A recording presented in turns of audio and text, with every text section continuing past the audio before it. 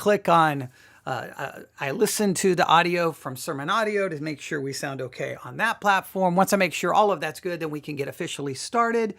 There is some sound in the background. I did a test a little while ago. It doesn't appear that it's you can really hear it on the microphone, or that, I'm sorry. That's a completely incorrect way to say that. It appears that the microphone is not really picking it up to such a level that you, the listener, can hear it via your device. Okay. All right. Now let me go to YouTube really quick. Do a search for Theology Central. Oh, the sound in the background is going to drive me nuts. Picking it up to such a level that you... All right. I think it's going to be okay. Turn that off. All right. I hope we're good to go here.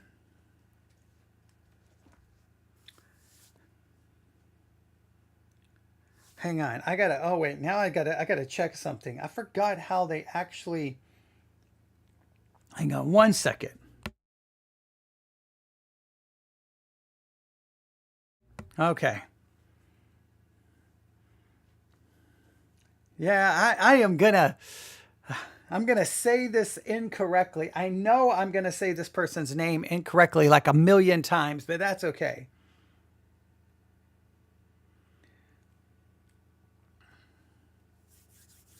All right, we will begin here in just a second.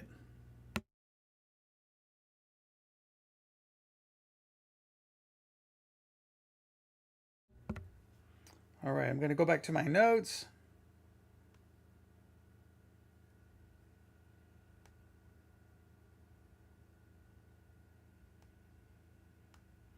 Why is my note? I hate auto corrector. Stop correcting it.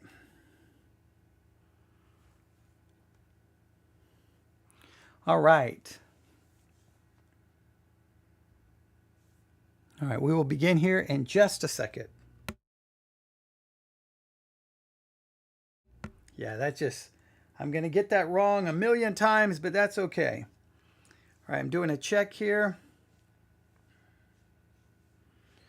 All right, ladies and gentlemen, I think we're going to be okay. I'm going to check on Sermon Audio really quick, make sure we sound okay on that particular platform. All right. I do love it. I know it's kind of subversive and it's probably a bad attitude, or not a bad attitude, but hang on. I'm going to check on Sermon Audio really. I do love looking on Sermon Audio and you see all the other broadcasters, and then here I am and I'm covering, the latest pop song that's on the Billboard top 100, the Billboard Hot 100 chart. Yeah. So I everyone else is like, you look at their sermon titles, and then there's Theology Central covering, Justin Bieber, Chapel Roan, Sabrina Carpenter, Lady Gaga, and Bruno Mars, or Prince, or what? And it's like, what is that? You talk about standing out like that. What doesn't fit here? Which is the thing that doesn't belong? And clearly I don't belong. And I understand that, but that's okay. All right. I think I have everything ready to go. I was going to check I've got 500 different tabs open here. I was going to make sure that everything seems to be working correctly. I think everything is. The thing that's not going to work correctly is how I say this person's name. It's going to be so wrong. Right? So, all right, ladies and gentlemen. Here, oh, wait, I need to pull up the Billboard Hot 100 chart. There it is. Okay. Ladies and gentlemen, we go live in 5, 4, 3, 2, and 1. Looking at our world from a theological perspective. This is the Theology Central podcast, making theology central. Well, can you believe it? Summer 2025 is soon to be over. It's fast approaching its end. I mean, I'm a little bit. In fact, hang on. Let me do this again. So, the audio, everything just messed up here. Hang on. Give me 1 second. We just had a partial crash there. I don't know if you saw it on your device. Oh, we're having technical difficulties today. Okay, we'll give it a second here and we'll try this again. All right, wait. Okay. Yeah, everything turned red there for a second and I was about to start screaming. I don't want to. Well, we'll do this correctly. All right, hang on. I'm going to make sure. All right, I think it's going to be okay. You may not have seen anything, but my screen, everything turned red, telling me that there was a possible disconnection. I don't want to disconnect and restart. So I'm going to try to let it work itself out. All right, we'll get started here again. I apologize for that. Once I realized that's not going to work. All right, we'll have to do this again. Oh, I hate doing it again. All right, let's go. Here we go. I got this pulled up.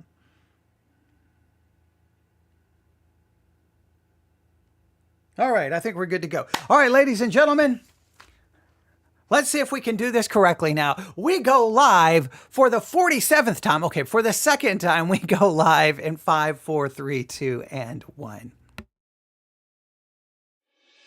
Looking at our world from a theological perspective, this is the Theology Central Podcast, making theology central. Well, can you believe it? Can you believe summer 2025 is, well, fast approaching its end? Before you know it, summer 2025 will be in the history books, as they say. It will be in the rearview mirror. It will be in the past. And then we move forward into the fall, winter, and then we say, welcome 2026. And if I want to be very, very, very, very, very, very, I guess, depressing and dark, we move closer and closer to the last day we will spend on this earth. We every second, every minute, every day, every week, every month, every year, we move closer to the day of our death. I know that sounds depressing, but time moves one direction. It just moves forward to your end, right? And now you can say, well, to the soon return of Jesus Christ, you can say that, but it ultimately is moving forward to your end unless Christ returns. And that can be somewhat depressing, but life really is kind of what happens in between your birth and your death, and sometimes it's good, sometimes it's bad, and when it's good and when it's bad, well, that is often expressed where?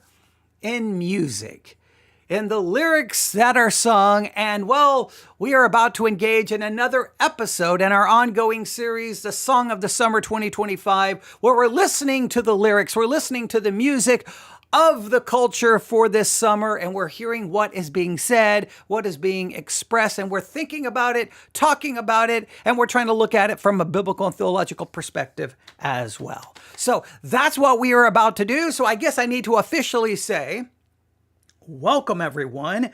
It is Thursday, August the 21st, 2025. It is currently 11:39 a.m. Central Time, and I'm coming to you live from the Theology Central studio, located right here in Abilene, Texas. And on this table in front of me, I have the Billboard Hot 100. These are the hottest 100 songs currently playing, well, all over the place. I was going to say on your local radio station, but nobody listens to radio. So on your favorite music streaming device, probably these songs are in a number of popular playlists on your particular streaming service of choice, whether it's Apple Music, Spotify, Tidal, Deezer, Amazon Music, YouTube Music. You get the idea. Just look at the popular playlist. You're sure to see many of these songs right here on the Billboard Hot 100. Now, I'm just going to go through a couple of this to set up what we're going to be talking about today. Obviously, you know what number one is. I mean, come on. What's the number one song in the country, class? Come on. It is Ordinary by Alex Warren. It's never going to leave. It did leave. Now, it left for just about a week. A song called Golden made it to number one. And then that song immediately dropped back down to number two. We have not covered that song yet, Maybe at some point we will. Number 3 is What I Want by Morgan Wallen featuring Tate McRae. All right. Then we have Your Idol, which is number 4, which we haven't covered. We haven't covered that one. We have Daisies by Justin Bieber. We covered another Justin Bieber song from his surprise album. We haven't covered Daisies. Maybe at some point we will. Lose Control by Teddy Swims is number 7. That's been on the chart for 104 weeks.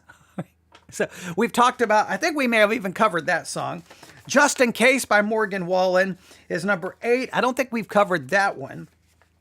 A Bar Song by Shabuzi, sometimes referred to as Tipsy. Well, that's been on the chart for 70 weeks, so we haven't really covered it since it's been there for so long. Soda Pop, number 10. We haven't covered that one as well. So there's a few songs we haven't covered. Some of the ones that's kind of dropped way down. Well, Man-Child by Sabrina Carpenter, I think we did cover that, but it's dropped all the way to 15. And the one I thought we were going to cover was Subway by Chaperone. I really thought it did jump way up on the chart. It debuted at number 3. So I was like, okay, I knew it was going to have an impact, but I thought it was going to have some staying power. It dropped all the way down to 16.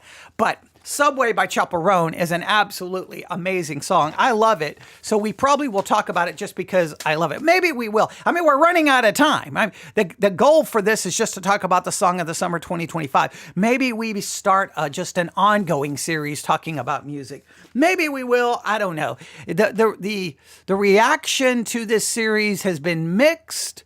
There was some strong support initially. A lot of people really seem to like it. Then the people who support it kind of went silent. And then the other people, why are you covering the ungodly music of the world? It's of Satan. Why are you covering it? That kind of, typical Christian music reaction, completely missing the entire point of what we're trying to do here. Look, I know it's difficult for Christians to understand this, right? But there's this whole thing called the world, right? And it's all around us and we are in it, right? And in those lyrics, they're expressing feelings, emotions, perspective. And it gives us some way to look at what the world is feeling and what they're saying. And I know you're not going to like this, but it's what a lot of Christians are feeling. It's what a lot of Christians are experiencing, because whether you like it or not, you're just like, the people of the world, far more than you want to admit. Oh, you can dress yourself up in robes of self-righteous, and you can, stick your nose so high up in the air that if it was to rain, you would drown. You can be that way, but you're much more like them than you would like to admit. So, and those songs capture us and what we go through and our emotions as well. So I could get into a whole discussion about that, but the song that we are going to cover today is number 5 on the Billboard Hot 100. And I love this song. I love this song very, very much. Now, what I don't love is I'm going to mispronounce her name probably 557 different times, right? If we were to say her name correctly, her name, let's see if I can find it here. Her name is actually this. This is her name. I know you're going to say it's not that big a deal, but this is her name. Ravyn Lenae. Ravyn Lenae. One more time. Ravyn Lenae. I want to say Ravyn Lenae, because if you look at the way it to me, Raven makes sense, but it's kind of Raven. I mean, if you even listen to that. Ravyn Lenae. Ravyn Lenae. But I listened to a number of pronunciations online, and some of them did fall over into Raven. But I think Ravyn is the correct way. I want to get her name correct, especially because I love her song so very much. But what we're going to be looking at is for the Song of the Summer 2025, as we're fast approaching the end of summer 2025, we're going to look at the song Love Me Not by, I want to say Ravyn Lenae, but Ravyn Lenae. It's Ravyn, Ravyn Lenae. Love Me Not And I think, man, I love it's not going to be the song of the summer. I mean, okay, Ordinary by Alex Warren. It's the song of the summer 2025. Okay, we can just set that to the side. It's already go ahead and send them the award, send them the trophy. That song of the summer 2025 is Alex Warren Ordinary, right? So like we don't need to say or do anything else. That's just a fact. But as far as my favorite, well, we could get into some of my favorites, but this one is up there. This one is up there. So are you ready? With all of that introductory stuff set aside, I'm going to put the Billboard Hot 100 chart to the side. All right, we're done. You ready? Song of the Summer 2025. For this episode, we cover Love Me Not by Ravyn Lenae. And I hope you're ready because this is going to be, I hope, a good discussion. Now, I'm a little bit conflicted here with this, and here's the reason why. I'm going to be looking at this song. I'm going to be trying to really capture the emotion and the feelings of it. And I can hear in the back of my head, I can hear how the church is going to respond. I even kind of put together an entire segment of kind of how the church would typically respond. It's biblical approach, but the biblical approach really drives me crazy. And maybe I'll get to that, but I'm a little conflicted on certain things. Should I do an entire segment on this or should I just forget it? So I've left the segment out. Maybe I'll come back and do another. Maybe we'll talk about it in a different context, but here we go. Are you ready? All right. Are you ready? I want to ask you a very important question. What happens when love doesn't love you back? What happens when love doesn't love you back? Now, I think all people have experienced this probably to some level. For some, they experience love not loving them back, maybe in a very traumatic, abusive childhood, when love did not love you back. You may have experienced, I could tell my own stories about that. I'm not going to, maybe I'll end with it. But it has had a profound impact on me, what occurred to me as a child. And everyone knows I've told the story so many times about some of the messed up things I've experienced. But when I hear what happens when love doesn't love you back, my mind immediately goes back to very specific memories in relation to my childhood and growing up, and has probably left me traumatized to this day. I think I do pretty good at controlling it and understanding it, but I think it still probably has more impact than I would like to admit. But what happens when love doesn't love you back? What do you do with the ache of wanting someone who only wants your company? You want them this way, but they just want your company.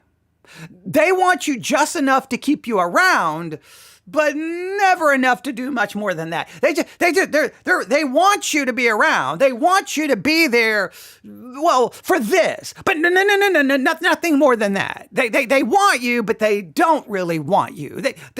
You love them, but they don't really love you back. What Ravyn Lenae captures in Love Me Not isn't some dramatic breakup ballad. I think in some ways it's quieter than that. It's slower than that. In some ways, maybe it's more dangerous than a simple breakup ballad. It's kind of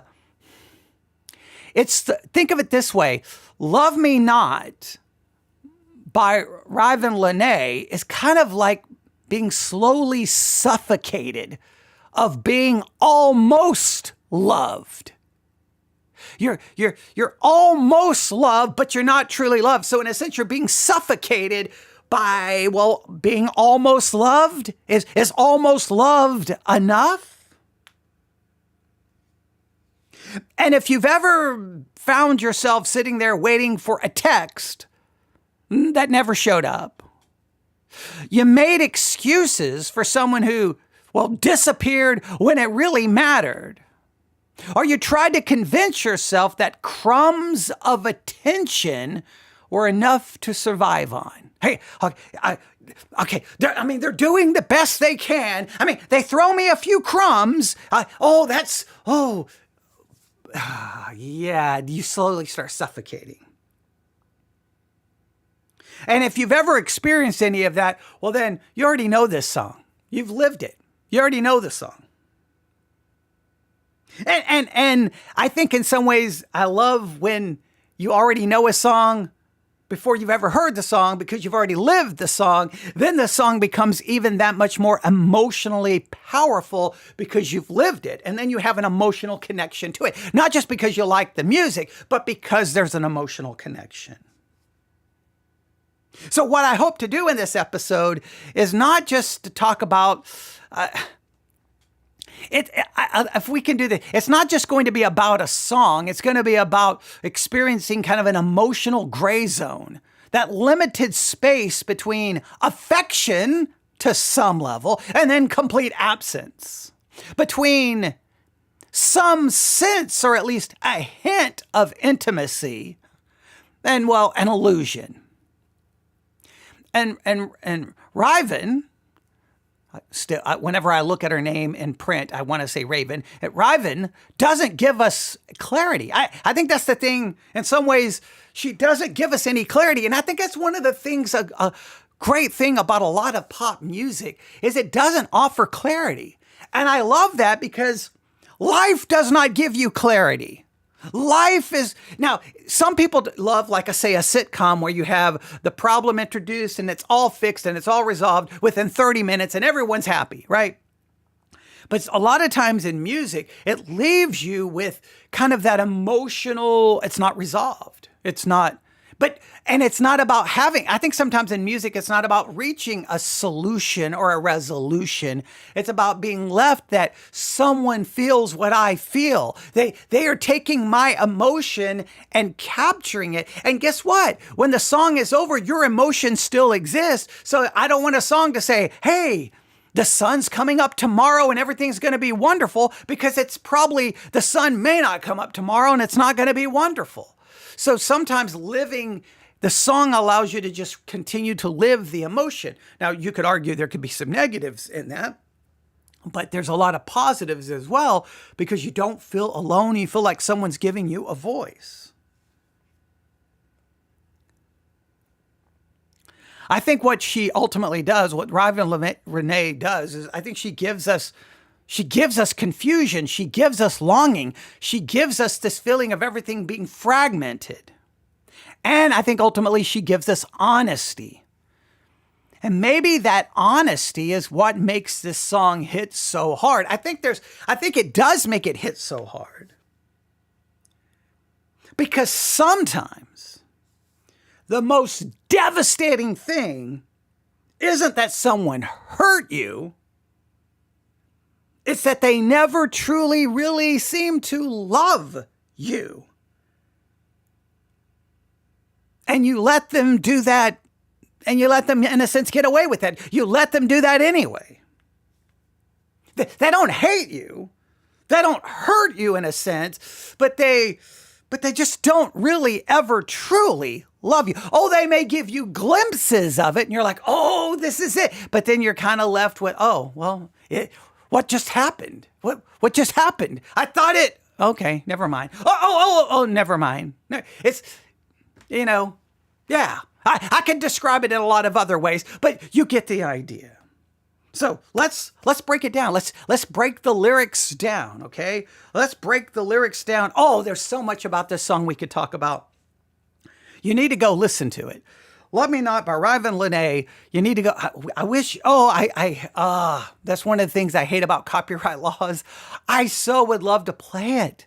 The way it begins with kind of these sounds, but once it kicks in, on one hand, it feels kind of like summer, but the lyrics feel, all right, there's just so much we could talk about. But all I can do is really break down the lyrics, all right? Here we go, all right?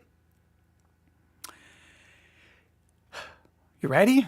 Here's how the song begins. Now, when I read these lyrics, I'm not going to be able to capture the way they're sung. The way they're sung is this really it's almost like stream of consciousness. They're just throwing out these little phrases. Like throw out a phrase, throw out a phrase, throw out a phrase, right? It doesn't flow like it's a complete sentence, but it's like it's individual phrases all just strung together as if you're writing in a journal or your diary, or you're just sending out random text, right? You'll see the idea. But so it goes like, I almost want to try to break it down in its same rhythmic structure, but it'll just come across as cheesy, me trying to do that, all right? But here we go. See, right now, I need you.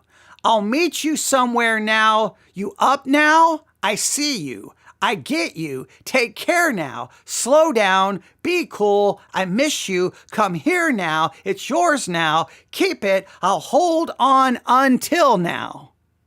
Now, I know when you look at that, it sounds like if you just hear me read it, it doesn't capture it, but it seems like, whoa, what is that? Like, okay, so let me try. See, right now, I need you. I'll meet you somewhere now. You up now? I see you. I get you. Take care now. Slow down. Be cool. I miss you. Come here now. It's yours now. Keep it. I'll hold on until now. I mean, that sounds like so fragmented. It sounds so crazy. It's actually stinking brilliant in my mind. I love the way she did this. And if you just look at it, the intro, we'll call it the intro, is kind of a disjointed emotional monologue. It's composed of half thoughts and rapid fire pleas. What it kind of feels like is that you're overhearing a late night text that's either never sent or maybe ones that were sent too many times. It's like someone's just, see, right now, I need you. Someone's just typing it out.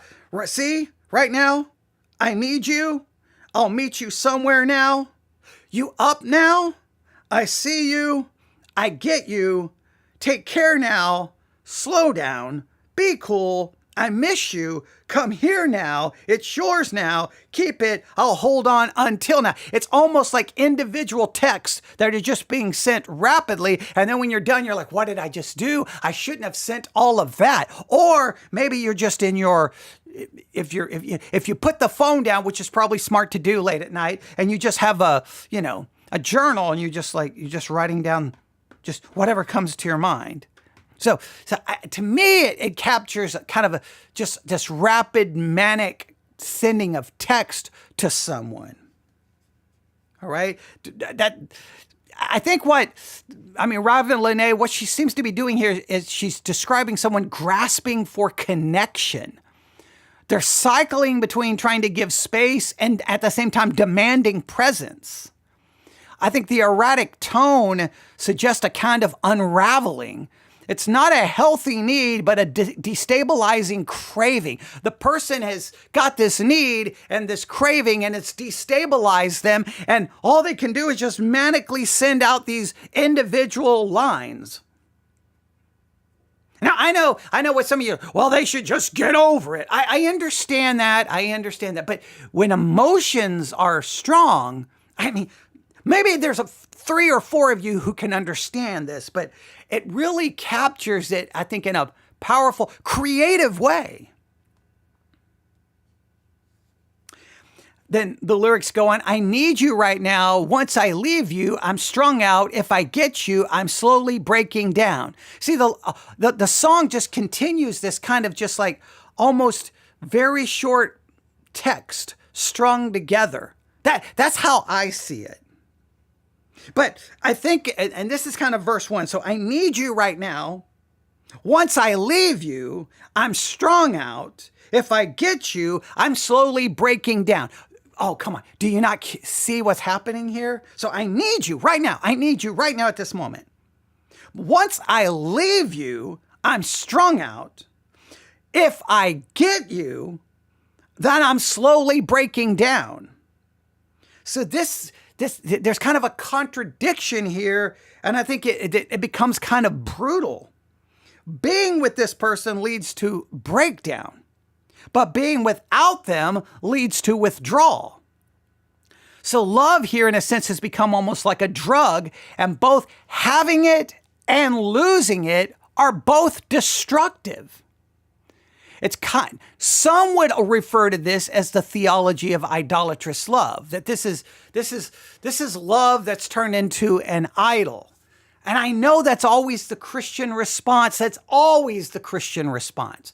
The Christian response is always going to be, this is idolatry. You need to love God. You need to love God with all your heart, mind, body, and soul. You need to love God. God is all you need. And it sounds so good from the pulpit. And I understand it somewhat from a theological level.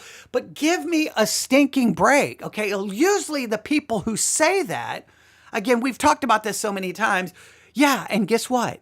You talk a big game, and then you're going to get in your car, you're going to sit next to your wife, and you're going to go home, and you have this good relationship, and you're going to be together, and you have intimacy, you have physical intimacy, you have emotional intimacy, so you can talk about, you over there, you're turning this relationship into idolatry. You just need Jesus. Well, then everyone in the church just needs Jesus, and nobody needs love, nobody needs intimacy, nobody needs affection, because they've got Jesus.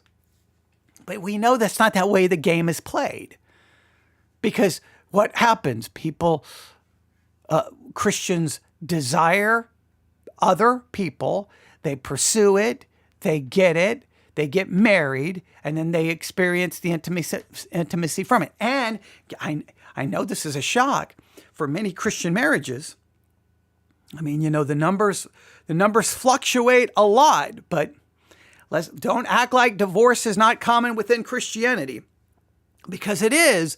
Because guess what? Something breaks down, and there's obviously a want and a need. If both people in a marriage simply have Jesus, and Jesus is all you need, then hey, even if this marriage is not working, even if it's falling apart, hey, it doesn't matter. I got Jesus, you got Jesus, so you don't give me what I need, you don't give me what I want, but I got Jesus, so hey, we could just live together in this house, and we don't really need to have any problems, because I don't need anything from you, and I don't want anything from you, because I've got Jesus, and Jesus is all I need. We know it doesn't work that way.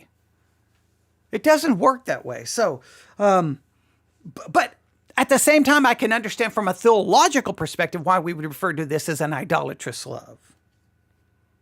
Some would argue that what she's putting forth here is a kind of love that replaces God with another human, and it destroys you in both their absence and their presence. Well, there's no question she's destroyed in this person's presence and in this person's absence. And why? Why is this person, if they're present, she's destroyed, and if they leave, she's destroyed? What is it about this situation? What causes that? Well, I think when someone is present, but they're not really giving you what you need, and then they leave, so whether they're there, you're not really getting what you need. Because all they need is just a little bit of companionship, or they just need you there for a little bit to help with something. And then they're going to abandon you 5 seconds later, and you're left with never getting anything that you need. Well, yeah, then you're destroyed when they're there. You're destroyed when they leave.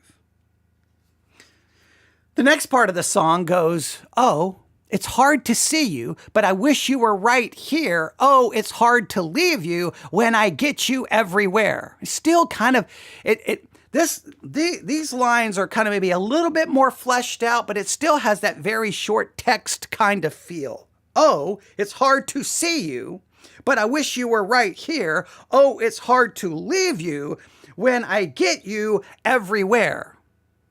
If you hear it sung, I think you'll get the sense of it feels like short text messages. And I think these lines right here, oh, it's hard to see you, but I wish you were right here. Oh, it's hard to leave you when I get you everywhere. I think these lines capture kind of the painful dynamic of attachment. You can't be with them, but you can't escape them either. They're in your mind, they're in your body, they're in your imagination. The ache doesn't leave you. It's haunting. It's like a ghost relationship. And she has kind of a repetition here in parts of this that kind of adds a melodic, almost like a melodic sighing that matches the kind of the spiritual weight of her longing. So she's feeling something, and the way she sings it and some of the sounds she makes, it's kind of like a sigh, this like, oh, it's hard to see you, but I wish you were right here. It's hard to leave you when I get you everywhere. She's just trapped. Then the chorus kind of goes something like this. At this time, I'm thinking, you could never be a thing. You don't care. You only want my company. Oh, please, when you cry, you never cry in front of me. You don't care. You only want my company. Oh, please. Now, again, it's kind of these very short lines instead of like fleshing them out. But now we kind of understand what's going on here. I never thought we would be a thing. Because you don't care. You just want my company. See, you're here, but you're not really here. You're never truly here. You're here because you just want something. You want a little bit of company. You need a little bit of companionship. You need a little bit of support. And then you're like, peace out, gone, bye. See ya. I'll be back the next time I need something. Oh, hey. And I'm not even going to ask it. How are you going to do? Doesn't matter because you're going to be left there, with your phone at 2:00 in the morning alone. I think the chorus, in a sense, kind of rips the illusion open. See, this wasn't love. It's not mutual. It's not committed. See, you only want my company, I think, is the devastating line. This is not true affection. It's emotional utility. The repetition of, oh, please, is somewhat bitter. It's not begging. It's kind of sarcastic disbelief. Oh, please. Yeah, sure. Yeah, they say the right things, but you're kind of like, oh, please, come on. And you never cry in front of me shows a refusal to share vulnerability. It's a relationship that denies access to the real self. This person has and it's just using you never cry in front of me, I think is simply just as an illustration. It's not necessarily saying that's the true problem. The problem is there's a boundary. Hey, I want you here, but hey, come on, stop. We're not crossing this line. See, you are here to give me what I want. And what I want is not to cross this line. I'm not going to cry in front of you. We're not going to go here. So you stay right here and I get what I want and then I leave. And I don't really care if you don't get what you want because what you want and what you need is not what I care to give you because I can't give you for whatever reason.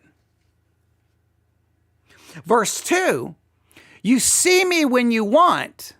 You need me, I'm around, I drop everything, believe me, I'm down. Now you're sorry for the things you say, love me not, don't love me that way.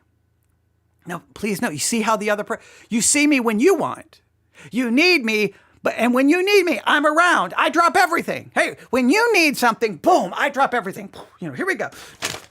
I'm just throwing everything across the room. Just drop everything. Okay, I'm here for you. All right, Oh, it's over. Okay, gotcha. That's nice. See ya. See you. You see me when you want. When you need me, I'm around. I drop everything. Believe me, I'm down. Now you're sorry for the things that you say. Oh, now you apologize because maybe you feel like now you've said too much. Right. Well, whatever, but it doesn't matter because you're going to come right back around the next time you need something. Love me not. Don't love me that way. Don't tell me you love me when you're loving me in a way that only demonstrates you get what you want and the other person is left completely out. I think in some ways, maybe verse 2 is the emotional center of the song. I haven't figured out exactly where the emotional center of the song is. I've only heard the song maybe 15 times, maybe 20. I don't know. It's shown up in a number of playlists. So I don't know how many times I've heard it, but I can't say exactly where I think the emotional center of the song is. I think I don't know. I've debated this a million times. So in my notes, I have verse 2 as being the emotional center of the song. Now I'm not so sure, but I know this. what she's describing is that she's always available. She's always waiting, but it's one-sided.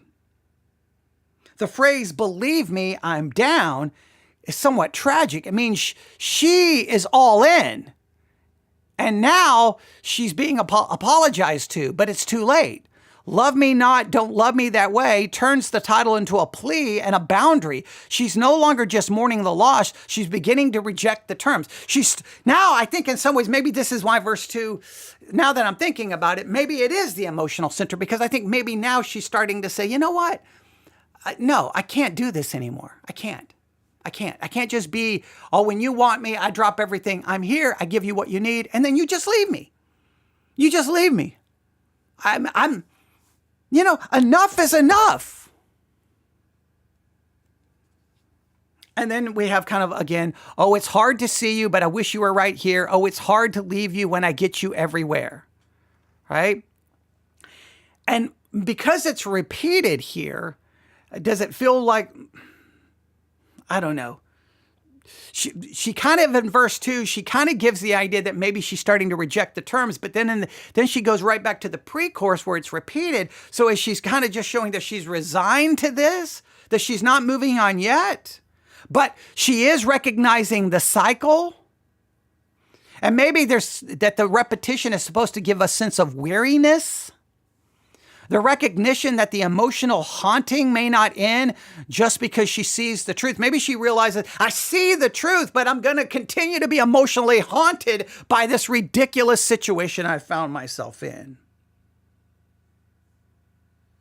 All this time, I'm thinking we could never be a thing. You don't care. You only want my company. Oh, please. When you cry, you never cry in front of me. You don't care. You only want my company. Oh, please.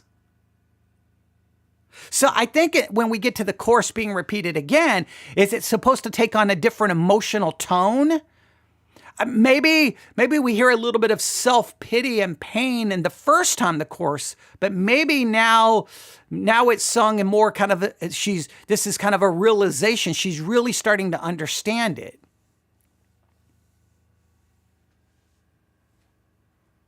Maybe by the time she gets to the second repeating of the chorus, she's stating it in a much more emphatic way. The first time it's almost pain, pity, sadness, and now, and I'm not saying that that's correct way to read it. It's just because pop songs repeat choruses, but it just feels like there is some progression of the emotion at least. You only want my company, oh please. The song ends in kind of diminishing refrains. It's almost like a mantra by the way it ends.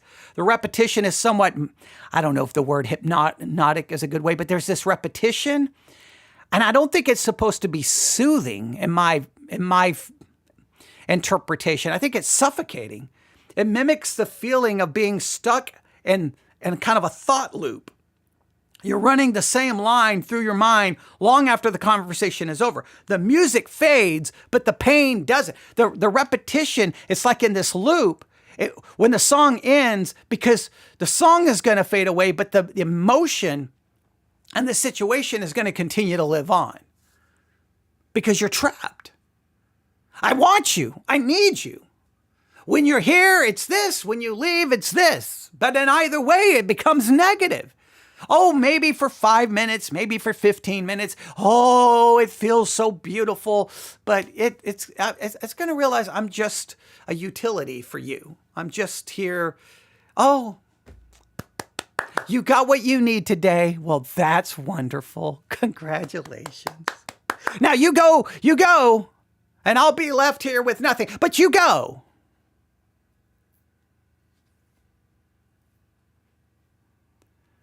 And there's a lot we could talk about the music, but because we're already 37 minutes in, I want just you listen to the music yourself. The music, I think, is designed and crafted in a way to capture a lot of the emotion. I mean, that's how it's supposed to work, right?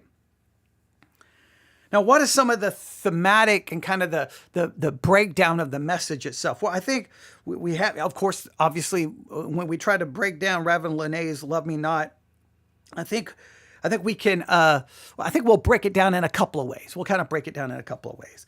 I don't think Love Me Not is built, it isn't built around a clean narrative. It doesn't give a closure, and I don't think it really, is it cathartic? It doesn't give us closure. I'm trying to find a word here. Catharsis, maybe? It doesn't have that either. It doesn't have closure. I don't know the right word. There's just doesn't seem to be a closure. I think what it offers is kind of a painting or a picture of an emotional contradiction.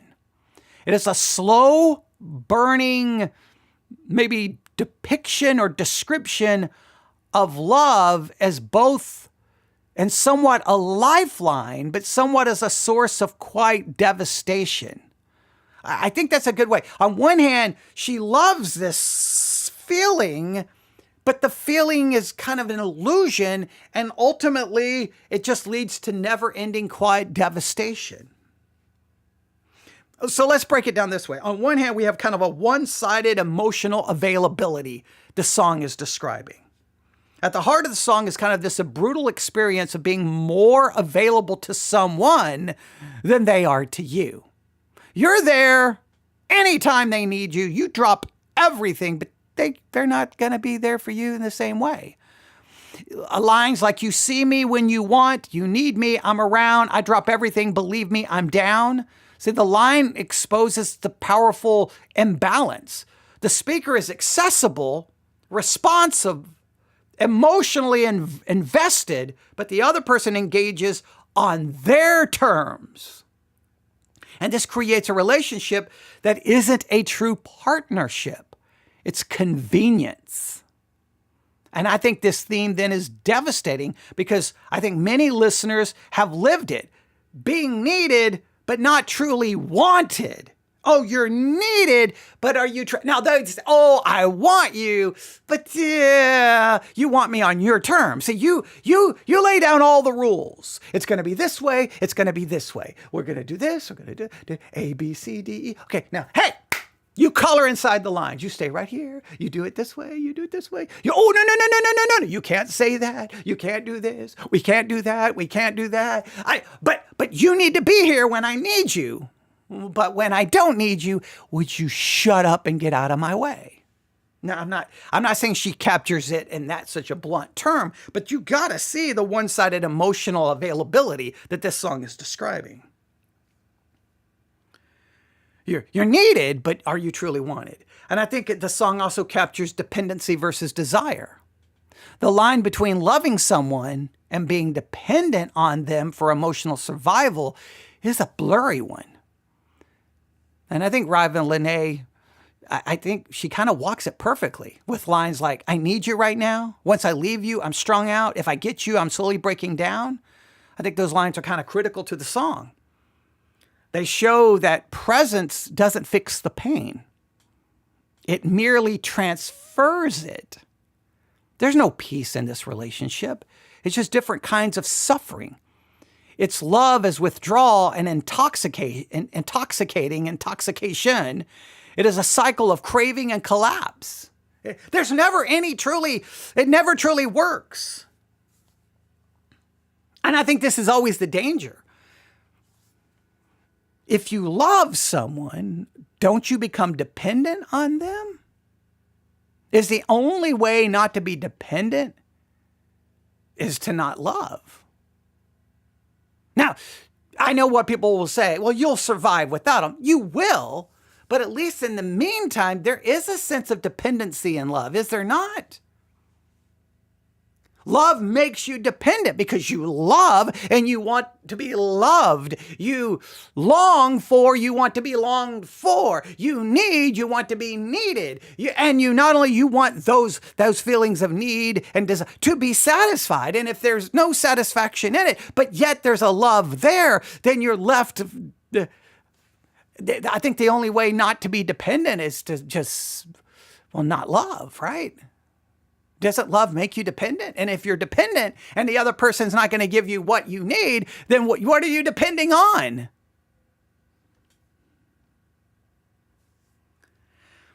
I think this song captures the illusion of intimacy. It's an illusion that closeness equals love, that being physically or emotionally near someone guarantees connection. But I think Ravyn Lenae reveals that proximity can be hollow. When you cry, you never cry in front of me. That's intimacy denied. That crying thing is just illustrative of ultimately intimacy is denied. Hey, you want me here. I'm here for you. But then you're like, no, stop. Intimacy stops. So sorry. So I'm here for you, or I'm here because I have a need of you, but that need does not, I don't need this. I don't need that. Now you may need the intimacy, but I'm denying you that. See, the speaker, and it says Ravyn Lenae, she longs for depth, but is met with someone who says, nope, sorry, you can't have that, who deflects, who detaches. So the message is clear. Love requires vulnerability, and this relationship is not that because there's a line there. You can't have it. Now, why doesn't the other person give that? Why is the other person not giving the other person that? Why is the other person drawing the line? Well, to me, this song doesn't describe it, but if the other person is like, sorry, I'm not going to let you have this. You have all of these needs, but my need is different. My need is just I need these 3 things. I don't need all of these other things. So, because maybe they're getting those other needs met somewhere else. So the other person is like, hey, it's almost like you've got one person who they need A, B, C, D, E, F, G, H, I, J, K, L, M, N, O, P, Q, R, S, T, U, V, W, X, Y, and Z. The one person, in this case, Ravyn Lenae, she needs the entire alphabet. And the other person shows up and I need a little bit of A, a tad of B, throw in a dash of C, and maybe sometimes a little E, and that's it. I'm good. Because the rest of it I've got taken care of. So, you drop everything and you give me a little bit of A, a little bit of B, a dash of C, a little bit of D, throw in just a little extra E when I need it, and then I'm good. And then the other person is like, but I need A, B, C, D, E, F, G, H, I, J, K, L, M, N, O, P, Q, R, S, T, U, V, W, X, Y, and Z. And the other person's like, well, sorry, not my stinking problem.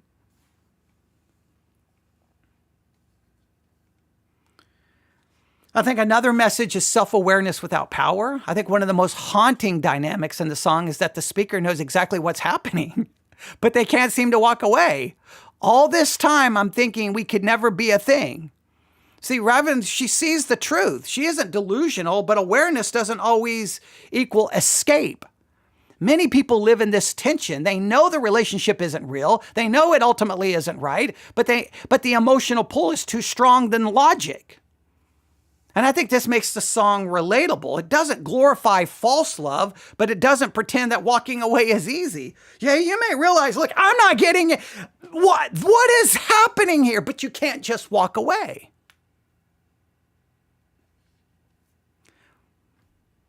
And I think there's kind of an emotional echo. Even after the relationship collapses, I think, or never fully forms, the emotional echo lingers. It's hard to leave you when I get you everywhere. This is trauma. This is emotional haunting that comes after loving someone who didn't love you well. It's carrying someone with you involuntarily. I don't want this person, but they won't leave me. They're in your thoughts. They're in your silence. They're in the parts of your body that remembers their presence. And it's hard to heal when they're still inside you in invisible ways. And the other person doesn't care because they can get the rest of what they need somewhere else. And you're left with what happened here. I think the song also has a plea for boundaries, right? At the end, Ravyn gives us a line that sounds like a final cry. Love me not, don't love me that way. She's not begging for attention.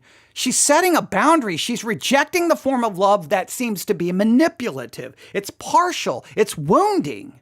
It's subtle, but this is the closest thing we get to resolution in the song. I think that's the closest thing. Love me not, don't love me that way. She's not begging for them to love her. She's not begging for them to give her what she needs. She's just like, look, stop loving me this way. If this is what you call love, well then forget it. Stop it, please. And there's kind of quiet devastation as a form of protest. The tone of the song is soft. It's almost fragile. There's no screams. I don't think there's even really any true dramatic crescendos in the song, but I think the restraint is kind of part of the protest. This is not supposed to be like a breakup anthem. I like to describe it as kind of, it's a lament. It's a psalm of lament. It refuses to sensationalize the pain. Instead, Ravyn Lenae, if I can get her name right, invites us in a sense to kind of sit in the pain, to feel it, to name it. There's a refusal here to rush to healing or really to demand clarity. It's kind of, in a sense, a message of resistance against the culture of easy answers and emotional detachment. Hey, feel the emotion, but don't settle for some ridiculous easy answer. And Love Me Not, I think Ravyn Lenae exposes a kind of relationship that hurts, not because it's ended, because it never really truly began. I think it's a song about emotional labor. It's about false intimacy. And maybe it's about the spiritual cost of mistaking presence. Hey, someone shows up every once in a while, and that means they love me. And I think for many people, this song is not a song. Maybe it's a mirror to their own lives, to their own situations. And they're like, why? What is this that I have here? What is this? This is nothing. Now, that's 50 minutes just working through the lyrics. Just 50 minutes working through the lyrics. Now, we could ask ourselves, why is this song already up, number 5 on the charts? I think it was 6 last week, 5 this week. So it's moving up. I don't know if it can I think maybe it can move up. Every time I think that, the charts are so hard to figure out right now. But, Subway got up there by Chapel and then dropped. So Manchild got way up there and then dropped. Right now, it's like you can't get anything to get close to number 1 because Alex Warren Ordinary has it just on lock. So I don't know if it is sustainability, but it's a powerful, powerful song. And so I guess maybe we have to ask, let me state it this way. I don't think it's popular by accident. Now we could ask this, I'm going to ask it more as a question. Is it a reflection of the emotional climate that people are living in today? Right? Do we live in an era of half love? Do we live in a time where everything is negotiable, including love? Commitment is deferred. Definitions are vague, and almost everything is filtered through the fear of vulnerability and the impulse to protect ourselves. Is this the era of, we're talking, it's complicated, I like having you around, let's not label it? Like this kind of vagueness? Do we live in a culture where being loved today often means you're kept close enough to be useful, but distant enough for whatever reason? And I think that's the very dynamic Ravyn Lenae captures in the song. She's loved, but not truly. She's wanted, but she's not really received. I think this is the soundtrack of emotional limbo. If you've ever been in emotional limbo, this is your soundtrack. If you're ever in a situation where you're like, what is this? There's nothing here. Like, it's here, but it's not here. You're in emotional limbo. Well, welcome. Summer 2025 just gave you your soundtrack.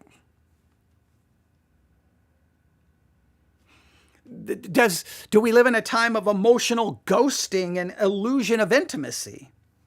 Digital communication has allowed relationships to simulate closeness without requiring presence or depth. Do we feel known through our screen, where we share photos, playlists, and memes, but we never really share our hearts? Maybe in that context, Love Me Not becomes a slow-burning protest against fake closeness. You don't care, you only want my company. I don't think that's a throwaway line in the song. It's a cultural condition, one that millions of people recognize because they've been ghosted. They've been breadcrumbed. Is that a good word? Someone just throws you a few breadcrumbs. They string you along in a relationship that felt almost something, but never becomes real. You've been breadcrumbed. Here's a little breadcrumb. Oh, I'm so happy I got a breadcrumb. And you ultimately realize the breadcrumb leads you stinking nowhere.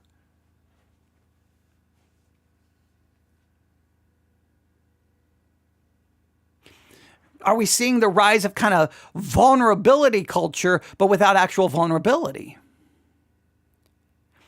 Maybe culturally, there's some kind of an obsession with the language of vulnerability, trauma, and emotional depth. Social media is filled with posts about healing, inner child work, and emotional maturity.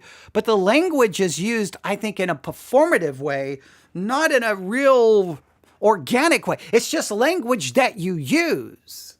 You can be on some social media accounts, some platforms where people say maybe record audio and talk, and they love to have like there's this idea, I'm a life coach and I help people through their emotional, and it's like a lot of performative language. And I don't know, people do TikToks and stuff about it. And it's like, they use all the right words, but I think it's just performative and nothing is really happening.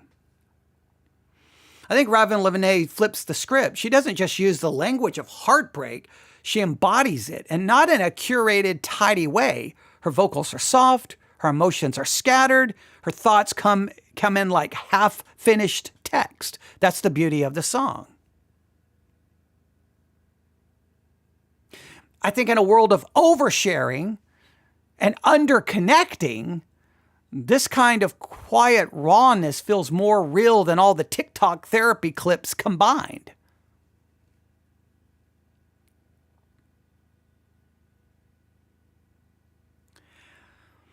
Maybe in the past few years, pop music has celebrated breakup empowerment. Anthems about moving on, leveling up, and needing them. And not needing them, I think, would be a good way of saying it. I'm thinking, Flowers by Miley Cyrus would be a good example. These kind of breakup anthems where you're empowered. I'm moving on. I'm leveling up. I don't need you. That kind of thing.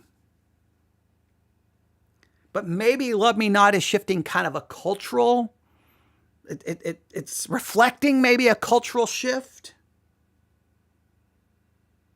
There's less energy in this song about being empowered, and maybe it's giving space for more emotional realism. The empowerment songs are great, but sometimes you don't feel that power. Now, I think you need the empowerment songs because sometimes it may give you a sense of moving on, but I think sometimes you need songs that are more of a lament, where it's more realistic. Maybe people are tired. They don't want to fake confidence. They want to say, this hurts, I was there, they weren't, and I don't have a comeback line, and I don't want to come up with a comeback line. Maybe in a sense, Ravyn Lenae stands in contrast to the overly polished pop narratives. Maybe her track is saying something radical in its restraint. Sometimes pain doesn't have a resolution, it doesn't resolve. Sometimes we don't get closure. And sometimes the brave thing to do is just admit, this is garbage.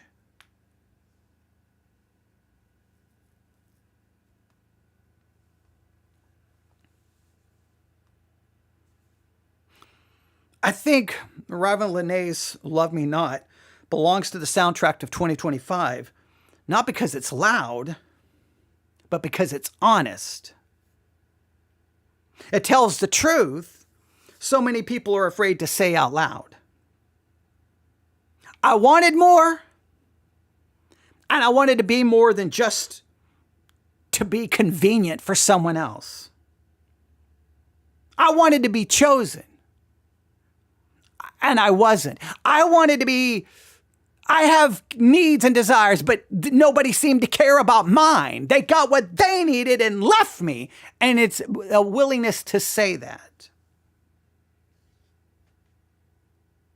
Now, at 58 minutes, I wanted to get kind of a theological breakdown in greater detail, but the theological breakdown was like, well, the problem with Ravyn Lenae is she's turned this into idolatry, and if she just had God, all these problems would go away. And I think that that's such, that drives me so crazy. So maybe how should the church respond to the ache in Ravyn Lenae's "Love Me Not"?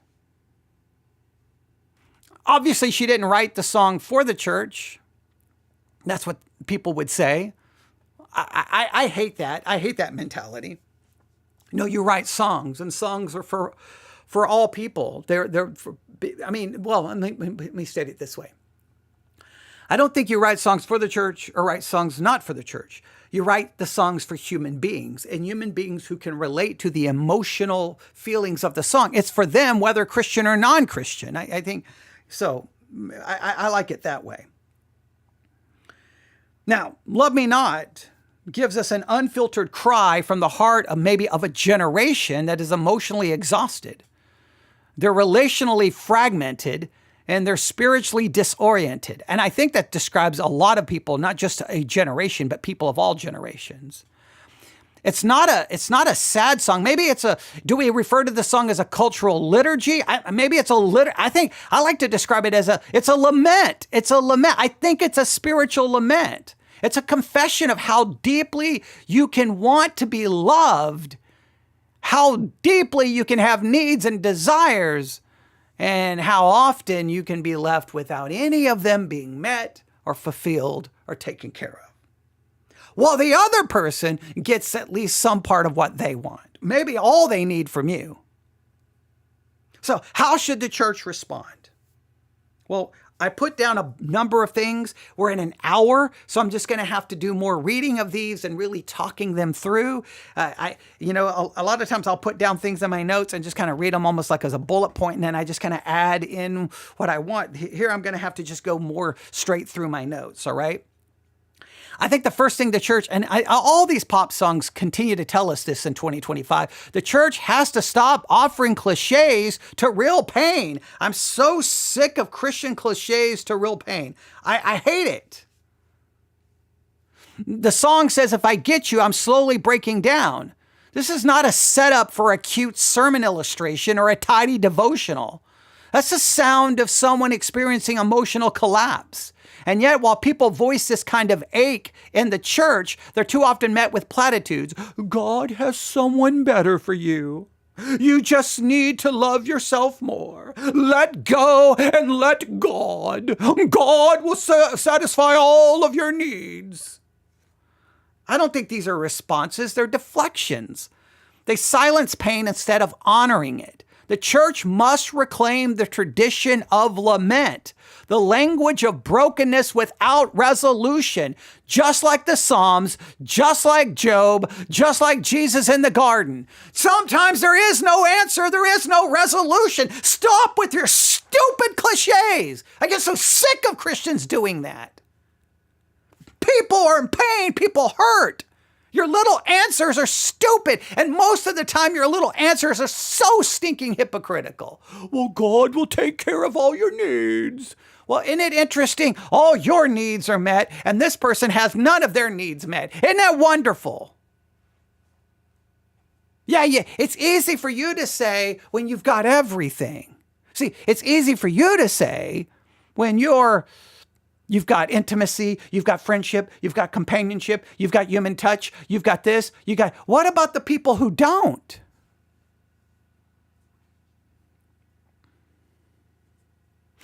Maybe this is a chance for the church to reimagine love as a covenant, not convenience. Maybe the kind of love Ravyn longs for is a covenantal love, a love that doesn't vanish, a love that stays.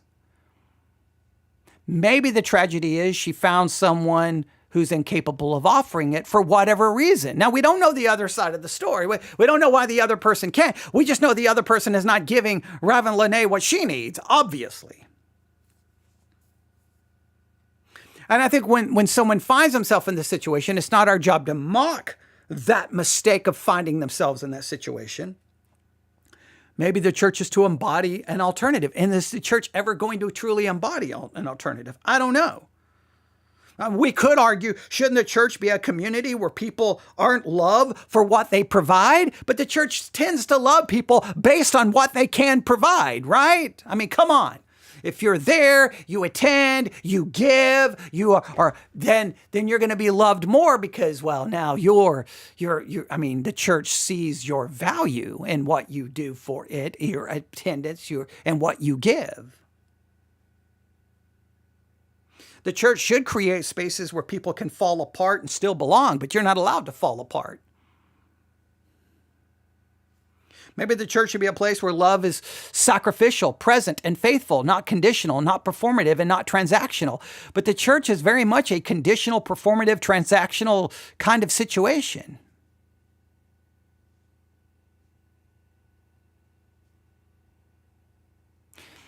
See, maybe in a culture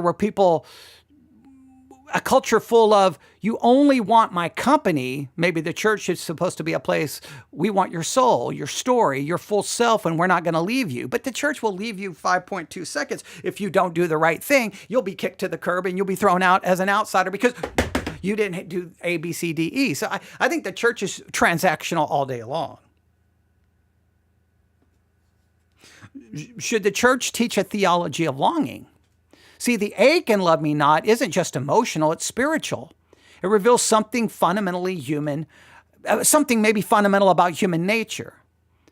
We are made to be known, we're made to be seen, and we're made to be loved completely.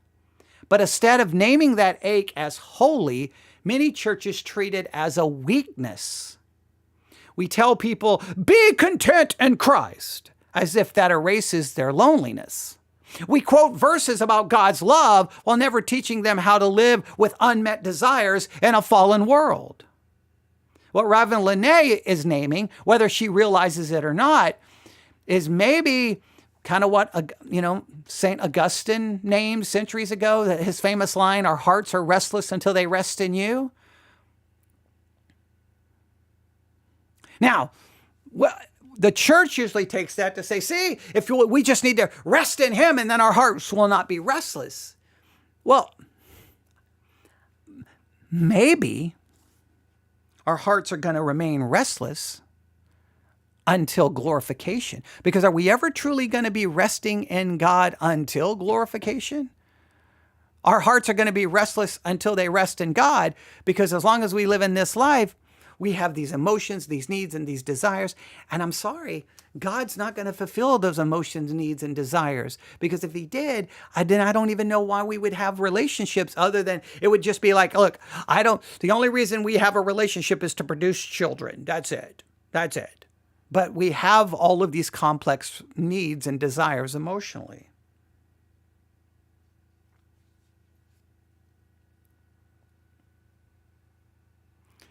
See, for every person, and the church sometimes forgets this, right? The church, that's one of the things I think the church so messes up with young people.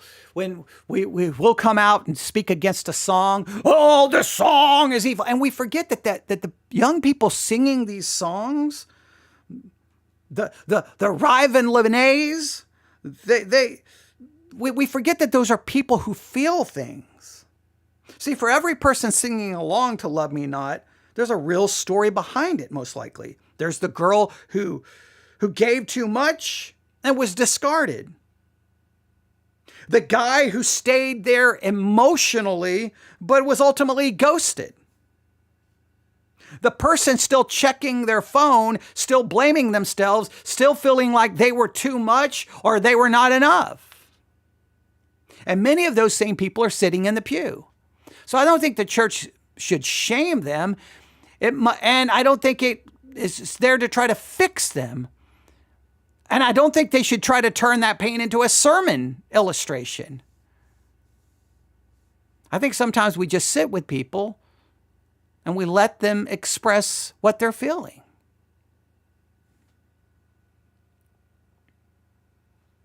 Now, there's a lot more.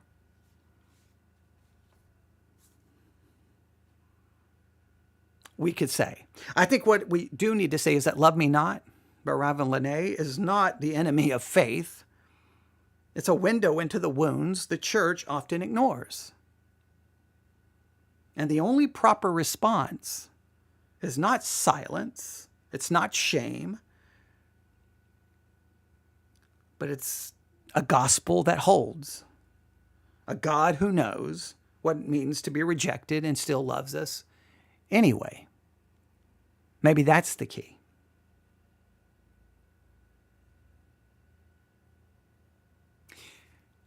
But my story is when I was young, there was a period of time, I don't know how long it lasted, but in the night, I would walk to my parents' room and I would say something like, "Mom, are you awake?" And she would say, "Yeah, what do you need?" And I would say, "Mom, I love you." And the response would be, "Go to bed." Next night, "Mom, I love you. Go to bed." Never a response of, "I love you too." Just go to bed. And when you're a child and you realize your parents don't love you, you find yourself a want, a need, and a desire that the other person won't even fake. Now, in some ways, I kind of admire my mom for not lying, right?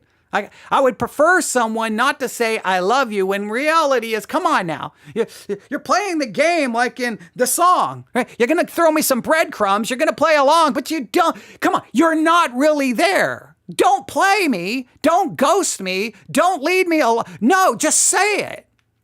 At least my mom was just straight up, "I'm not going to say it." And then to carry that illustration out, there were times she would go on to say, you don't deserve my love, and I don't love you, and I hate you, and all kinds of other very not pleasant things. And that just made me realize, that's not, if you love and the other person just, that's not, no. And "love me not" captures that in its own unique way. And I wish I could tell everyone out there singing "Love Me Not" by Ravyn Lenae. I wish I could tell everyone. I wish I could tell everyone singing Ravyn Lenae that, hey. Don't you wish I could say this? Look. This other person doesn't love you. They're kind of leaving you. You're a utility. You're just a convenience for them. And it's good that you show up for them, but you're not getting anything that you want or need. And that's the way it works, because human love will always let you down. Human love will always fail you. Human love will always leave you unsatisfied. Human love is not sufficient. So you know what? Turn to a God who so loved the world that he gave his only begotten Son, that whosoever believes in him should not perish but have everlasting life. If you will love God, you will find perfect happiness. You will find contentment. You'll find full satisfaction. Love him. Don't love this. This is what you need. Find Jesus and you will have peace and love and happiness and everything will be wonderful. Oh, I wish I could preach that. And I would have preached it exactly those ways for many years. But then at some point you kind of realize, well, wait a minute. If this is logically true, well, then we don't need relationships. We would just need me, myself, a Bible, and God. But we know deep down we have these emotions. We have these needs and we have these desires.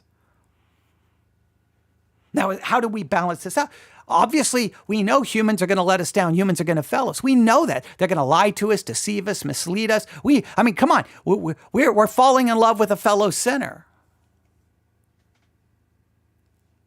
So then we need to find some of this in God. But it's kind of like a weird, how do we balance this out? And we could have that whole theological discussion. But man, Ravyn Lenae captures this like, man, I feel bad for her. I'm like, this is garbage. Yeah, you drop everything, you're there. And they get what they need and they leave you alone without you getting what you need. Man, what kind of garbage is that?